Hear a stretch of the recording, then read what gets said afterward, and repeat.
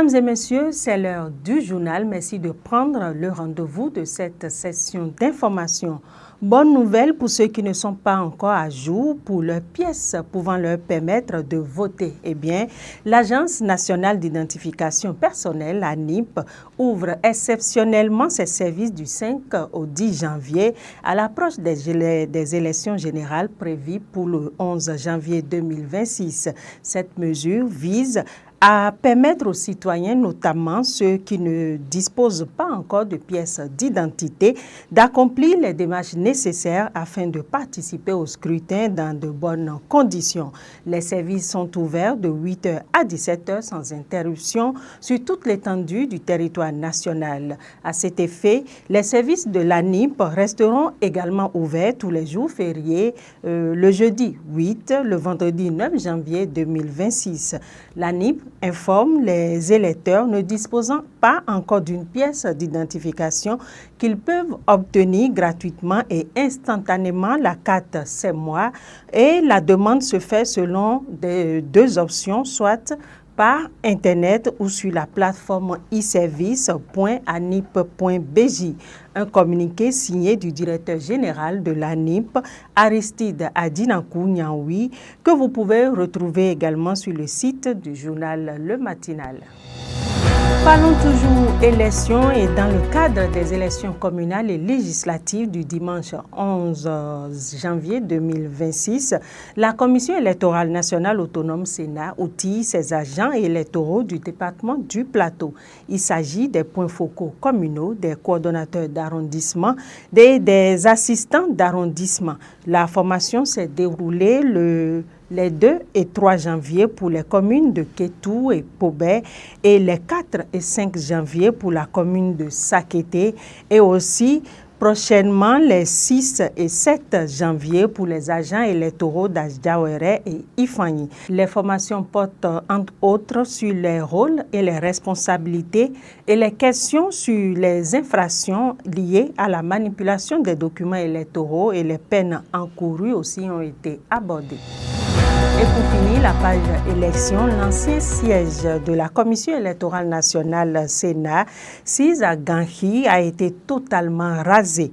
La Sénat est désormais dans les locaux de l'ES Infosec, à côté du ministère des Affaires étrangères et de la coopération et de la Société de radiodiffusion du Bénin, SRTB à Cotonou, a informé la Sénat dans une publication sur sa page Facebook. La commission dit avoir procédé à cette relocalisation dans une dynamique de continuité et d'adaptation aux exigences d'un environnement administratif moderne. Les services de la Sénat demeurent pleinement fonctionnels tout au long de cette transition. Les opérations électorales se poursuivent sans interruption, garantissant ainsi la disponibilité des prestations habituelles à l'ensemble des parties prenantes aux élections et aux usagers, assure-t-elle.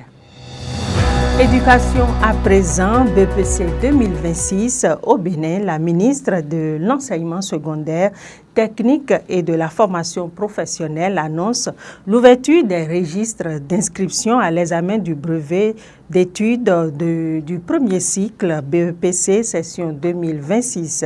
Les inscriptions ont démarré ce lundi 5 janvier 2026 et prennent fin le lundi 2 février 2026 et sont concernés les enfants des lycées et collèges de l'enseignement général ainsi que les candidats libres remplissant les conditions requises. Les dépôts de dossiers d'inscription se font dans les directions départementales des enseignements secondaires techniques et de la formation professionnelle.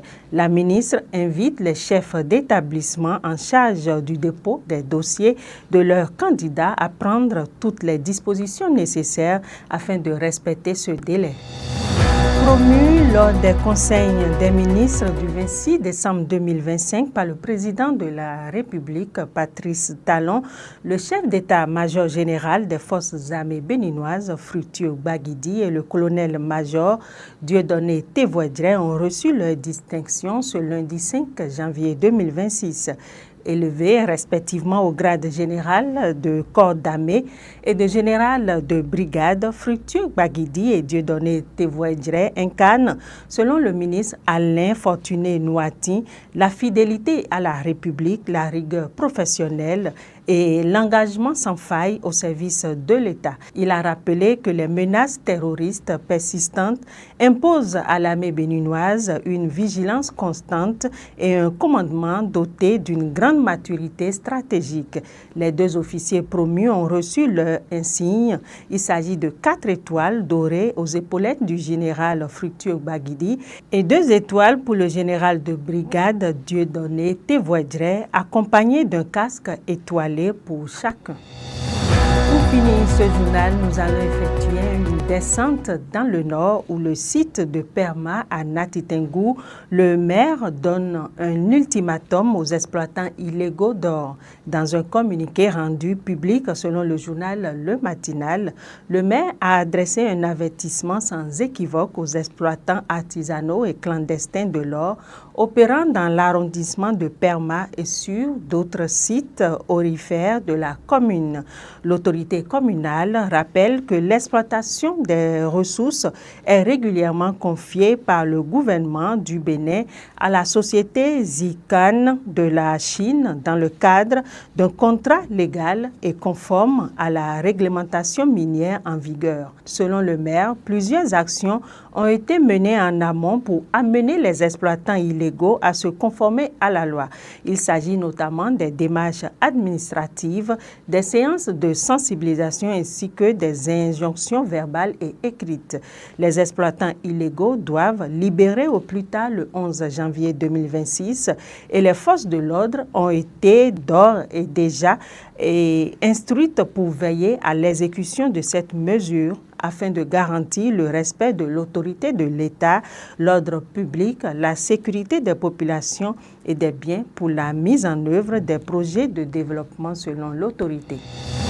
C'est la fin de cette édition. Merci de nous avoir suivis et prenez du plaisir en compagnie de ISN 24 Télévision.